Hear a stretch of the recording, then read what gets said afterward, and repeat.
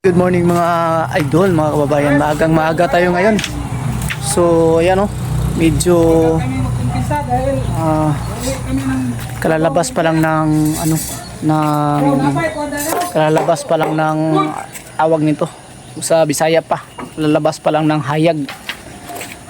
Ayan. So, kumpleto sa trabaho kasi kahapon umaga tayo huminto buhat ng umulan ng maaga. So, ayan. Medyo madilim pa nga yun sa paligid ng ibaw. Tingnan yung paligid, yung ibaw ay madilim pa. So yan. Yung iba na hindi pa nakabangon ay hapdi na yan sila. Yun pa yung kasamahan natin aga-maga. Pero tapos na kami nakapagluto ng tahan mga idol. So yan. Ang ating latest update kasi alas 4 3:30 ng kahapon ay naghinto na kami buhat ng ulan. So ayan, maaga kami ngayon kasi umuwi kami ng Davao mga idol mamaya mga siguro 3 o'clock, saktong 3 o'clock ay makauwi na kami kasi ang layo pa po ng biyahe namin.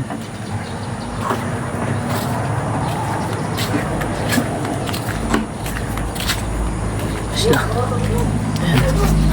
para iakyat namin mamaya yung mga poste. Mag-intro po muna tayo.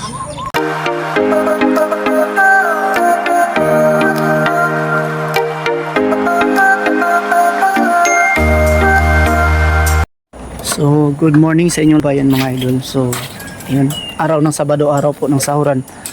Maaga tayo nag-umpisa sa trabaho kasi mamayang hapon po mga sakto siguro alas 3 ay umuwi tayo.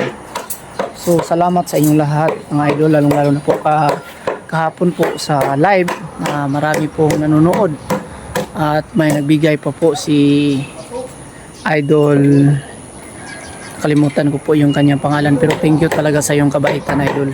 Alam ko na ang bait-bait mo talaga. Sana po ay marami ka pang mapasayang tao na katulad namin na naghihirap sa buhay na ikaw po yung isang inspirasyon or tulay na kami po ay maging masipag sa araw-araw at hindi tinatamad sa paggawa ng kabutihan sa ating kapwa. So tingnan natin dito yung mga idol kasi nagpagi na naman, papakita natin harapan. Ito yung highway.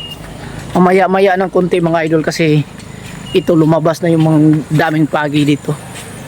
Pags kumbaga. Makikita natin. Lumabas yung pags dito, wala pa siyang alas 6 sakto. Yan makikita nyo. Ang kapal ng pags. Dito sa paligid. Makikita nyo yung pags. Sabi yung kapal ng pags ito. Pero sa amin banda dito area wala naman. Yan maliwanag na siya dito. Lumiwanag. Ayan, dami nang dumadaan dito. Marami din ditong nagja-jogging sa daan pag umaga. Ayan. And madamo nga salamat sa inyo sa mga Ilonggo. Naghalong gid kamo kanunay mga idol sa mga Tagalog. Thank you, maraming salamat po sa inyong lahat sa palaging pagsuporta po sa Bitoy Daily Mix Vlog mga idol. Yan, and salamat po sa ating mga silent viewers kahit hindi po sila nag-comment. Alam ko po na nanonood sila. Kila Busy Kitchen, thank you sa iyong kabaitan idol, and sa lahat pa po ng sumusuporta sa Bitoy Daily Mix Vlog. Mahal ko po kayong lahat mga idol, mga kababayan, at thank you sa inyong lahat, sa inyong kabaitan sa akin. Good morning sa inyong lahat. At maaga kami ngayon nag-umpisa dito. Bali tayo po ang nagkakat ng mga plywood. Yan po yung kinakat natin mga idol. So yung mga plywood ay kulang yan para dito sa poste kasi mahaba po kasi yung order ng ating boss Arman. Yung Yung gusto niya kasi mga idol is mula sa flooring hanggang sa bottom ng beam dito sa kanyang commercial building is gagawin nating 11 feet. Gusto niya mahaba. So yan, ating susundin po kasi gusto po niya mga idol. Wala tayong ano dyan. Siya po yung nagpapasahod dito.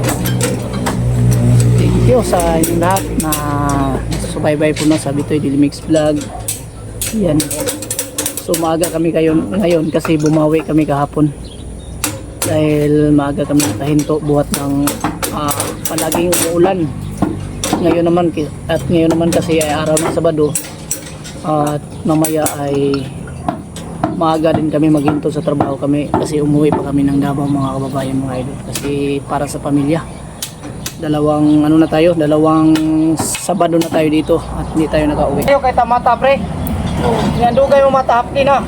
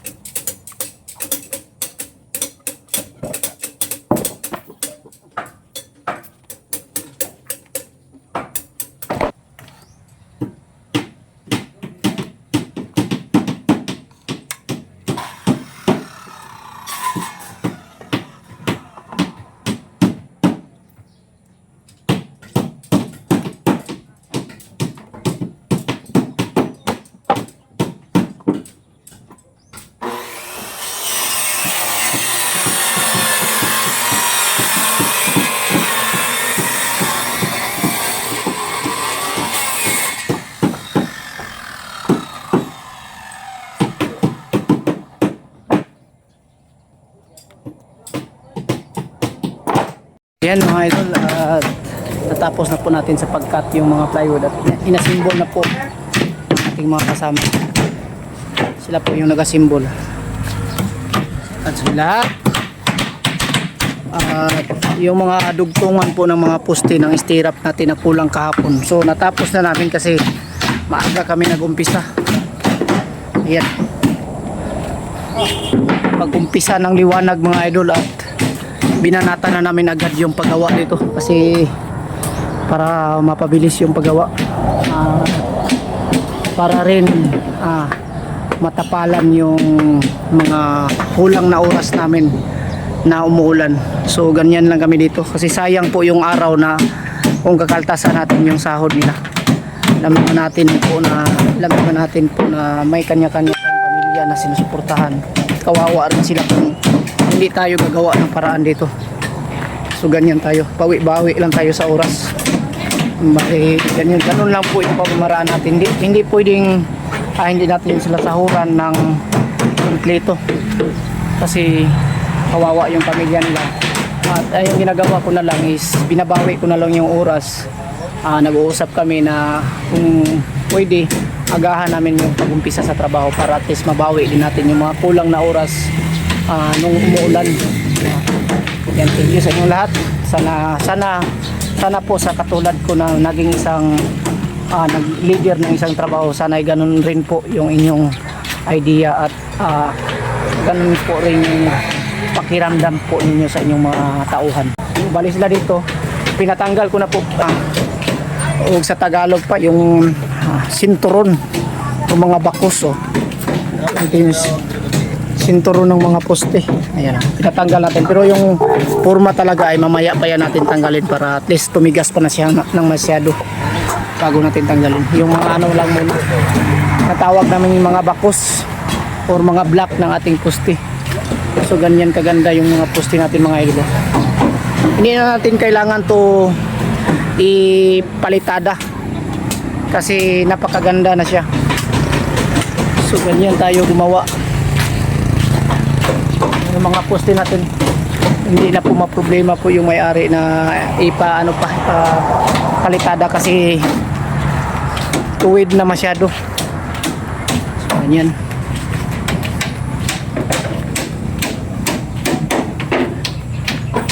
Yung poste, iakyat natin mamaya yung mga poste, papakita natin kung yung mga dugtong namin paano namin ilalagay. At yan, tanghali na naman, oras po ng kainan pero nagluluto pa tayo kasi wala pa tayong ulam. Yung ulam ito, itlog. Ayan, itlog na may kamatis. Ayan, yan o. Kasi marami yung binili natin itlog kasi madami tayo dito. At saka tuyo. Daging, tuyo. Masarap pag may tuyo. Yan. So, papakita natin yung latest update or nagaganap dito sa aming area mga ka-idol. So yan, at nagumpisa na kaming magdugtong ng poste para sa taas dito. At yung iba naman ay gumagawa ng dibilado para nasa ating bottom ng ating biga. So ganyan. Ay ang kahoy na yan sa taas, yan na po yung magiging bottom ng ating biga. So yan kinuna na natin po yan ng layout. Bali galing flooring mga idol, mga kababayan, is 11 feet. Yan po ang gusto ng may-ari. 11 feet mula sa flooring dito sa first floor papuntang bottom ng ating slab. Ayan. Ang dami pong ano dito, ang daming simento na dineliver. Full sim lang yung brand namin mga ka-idol. Hindi kami gumagamit ng ibang cement kasi Makati po sa katawan, Makati sa kamay, kaya iniwasan namin gumamit ng ibang klaseng simento kasi dami kasing simento idol na naglalabasan na Makati. So Makating klase ba? Makati na klaseng simento. Kaya sa amin alam na namin kung anong simento na hindi masyadong Makati. Kaya wholesome, matibay at mapagkakatiwalaan mo yung wholesome na subok na namin yan ang ginamit. Simula pa ng kami ng construction. Wholesome talaga yung pinaka gusto na gamitin. So ganyan. Yan po yung update natin ngayon mga idol yan. So bali yan na po yung poste, inangat na natin dito.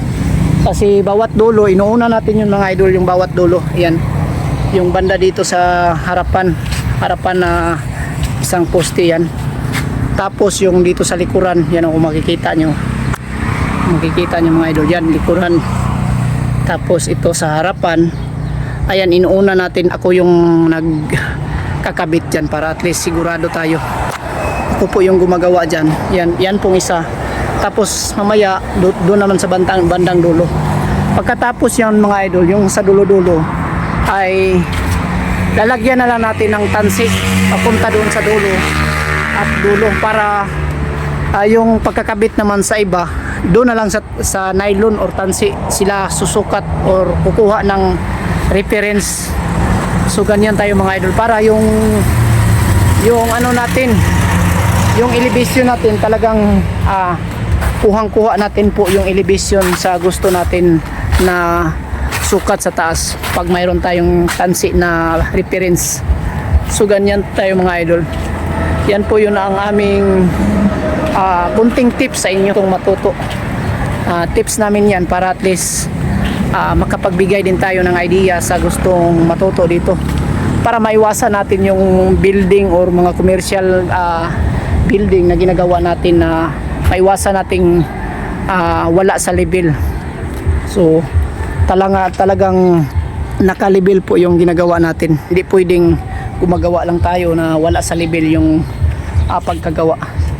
Nasa level siya at nasa eskwalado, at lalong-lalo na ay maganda yung paggagawa ng mga poste. So ganyan tayo mga idol. So papakita natin yan next kung paano namin yan mabuo. Abang-abang lang kayo palagi dyan idol. At good update tayo mga idol sa ating. So hindi talaga ako nakapag-video dito mga idol sa taas. Wala tayong tagapag-video. Pag ako'y gumagawa dyan, wala talaga makapag-video sa taas. At pagpasensyahan nyo kung paano namin nakabit. May natitira pa naman dito. At least magbigay tayo ng idea sa natitirang mga poste po na hindi pa, natitirang mga forma na hindi pa nakabit natin. Magbigay tayo ng idea dyan kung paano. So katulad nito, ayan, nakabit na namin to. Ayan, nagguhit lang kami yan, inagyan namin ng pako mula sa sukat yan sa alibilado natin punta taas. So nasa hulog na yan mga idol. Napakahaba, 11 feet. So andyan pa yung mga kasama natin. Dito ay natapos na natin na pormahan, bali 4 na poste. At dito sa harapan bali 2, bali 6 yung natapos natin sa araw na ito. At yung iba naman ay gumagawa sila ng libilado dito na pangpingga ba tawag sa amin sa Bisaya. Yan, para diyan na po ipapatong natin yung ating biga mga kababayan mga idol. So ganyan ang pagbuo namin dito sa trabaho as construction worker. So ganito po yung, ayan po, nagpapahinga na sila kasi papauwi na. Gong, tabangin ninyo kuan gong, ipang kuan mga gamit yung may mga pala daw, mga baraw, pang kuanan nyo na. Pagplastar nyo dito, pang kuan na. Napadre oh. Kay ipos na tayo, ipos na. Yan. At kami po ay nagliligpit na po mga idol kasi mamaya ng kunti uuwi na kami. So yung mga simento dyan na nakikita nyo, tatakpan natin yan ng trapal. So yan, tatakpan natin yan ng trapal para at least hindi yan mabasa ng tubig kasi ang dami. 200 bags tapos 200 bag tapos may natira pa tayo dito na almost 15 bags siguro mga idol. So yan, 200 plus yan simento natin na pinadeliver ng ating Boss Arman. So thank you Boss Arman sa iyong kabaitan para sa amin. So yan po ang nagaganap dito. At ito po ay ayan, mga gamit dapat natin ligpit bago tayo umuwi kasi yung maiwan dito baka hindi nila iligpit to, baka pasukin po sila ng magnanakaw. So yan, kailangan nating i-secure yung idol, secure nating area bago tayo umuwi para at least alam natin kung anong mga gamit natin na hindi na ligpit. So yan, thank you sa inyong lahat mga kababayan mga idol. At bukas po may video tayo patungkol doon sa uuwian namin na lugar kung saan may magagandang view doon na aming i-picture mamaya sa aming pagdaan doon. At bukas po ay mapapanood nyo yan at abangan nyo ang mga magagandang view na aming madaanan papunta sa aming lugar sa lungsod ng Matanao. At ako naman po ay didiretso ng Davao. Sila po yung mga pamangkin ko ay maiwan doon sa lungsod ng Matanao kasi sila po ay taga doon, Barangay Bangka, lungsod ng Matanao. So yan po, thank you sa inyong lahat mga idol, mga kababayan. Araw ng Sabado, araw na naman ng sahuran sa construction worker at maging masaya na naman ang ating mga naiwan na pamilya at tayo iuwi ngayon.